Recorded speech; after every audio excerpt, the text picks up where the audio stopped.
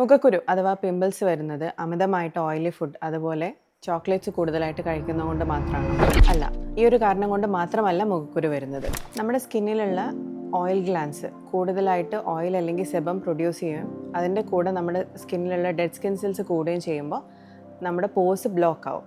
ആ ബ്ലോക്ക് ആവുന്ന സമയത്ത് അവിടെ ചെറിയ രീതിയിലുള്ള ബാക്ടീരിയൽ ഇൻഫെക്ഷൻസ് വരും.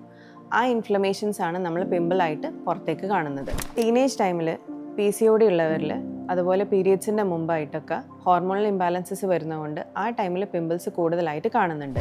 അമിതമായിട്ടുള്ള സ്ട്രെസ്സ്, ഓവറായിട്ടുള്ള junk food eating, sleep disturbed ആയിട്ടുള്ളത്, ഉറക്കക്കുറവൊക്കെ കാരണം പിമ്പിൾസ് കൂടുതലായിട്ട് കാണുന്നുണ്ട്. മുഖക്കുരു ടീനേജേഴ്സിൽ മാത്രമല്ല, ഇപ്പോൾ മുതിർന്നവരിലും കൂടുതലായിട്ട് കാണുന്നുണ്ട്. കാരണം ഇത് ഈ ഹോർമോണൽ ഇംബാലൻസസ് അതുപോലെ PCOD സിംറ്റംസ് ഒക്കെ അവരിലും കാണുന്നതുകൊണ്ടാണ്. പിമ്പിൾസ് കൺട്രോൾ ചെയ്യാൻ നമുക്ക് എന്തൊക്കെ ശ്രദ്ധിക്കാൻ നോക്കാം. മുഖക്കുരു ഒരിക്കലും അമർത്തി പൊട്ടിക്കരുത്. ഡെയിലി 2 തവണ മൈൽഡ് ആയിട്ടുള്ള ഏതെങ്കിലും ഒരു ഫേസ് വാഷ് ഉപയോഗിച്ച് മുഖം കഴുകാം.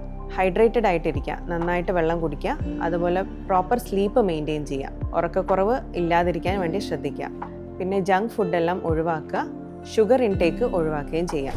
മുഖക്കുരു വന്നാൽ അതൊരിക്കലും അമർത്തി പൊട്ടിക്കരുത്. അത് സ്ഥിരമായിട്ട് മുഖത്ത് ഒരു സ്കാർ ലീവ് ചെയ്യാൻ സാധ്യതയുണ്ട്. അതുപോലെ എക്സ്റ്റേണൽ ആപ്ലിക്കേഷൻസ് കൊണ്ടോ ഫേസ് ക്രീം കൊണ്ടോ മാത്രം ഒരിക്കലും നമുക്ക് മുഖക്കുരു ട്രീറ്റ് ചെയ്യാൻ പറ്റില്ല.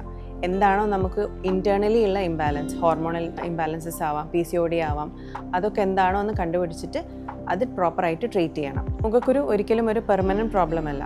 പ്രോപ്പർ കെയറും റൈറ്റ് ട്രീറ്റ്മെൻറ്റും ഉണ്ടെന്നുണ്ടെങ്കിൽ നമുക്ക് ക്ലിയർ സ്കിന്ന് പോസിബിളാണ്.